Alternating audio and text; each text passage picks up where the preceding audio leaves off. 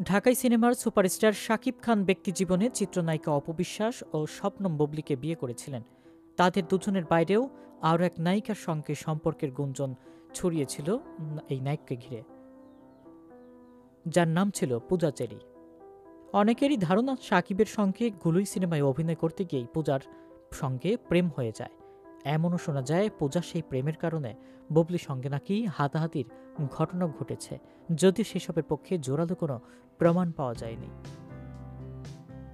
সম্প্রতি শাকিব খানের ব্যবসায়িক প্রতিষ্ঠানের বিভিন্ন আয়োজনে পূজার স্বরূপ উপস্থিতিতে এই গুঞ্জন আরও মাথাচাড়া দিয়েছে।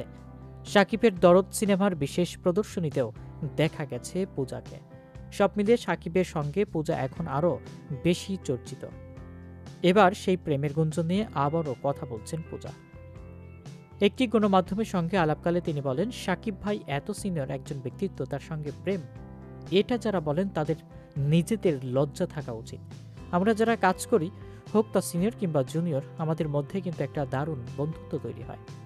পূজা আরও বলেন, যদি শাকিব ভাইয়ের সাথে কথা বলি বা সিয়াম, রোশান, এবিএম সুমন, যাদের কথাই বলি না কেন, সবার সঙ্গে আমরা কাজ করেছি। প্রত্যেকেই কাজের জায়গা থেকে আমার ভালো বন্ধু। শাকিব ভাইয়ের সঙ্গে এটা তো জীবনেও আসবে না, তাকে ভীষণ শ্রদ্ধাও করি।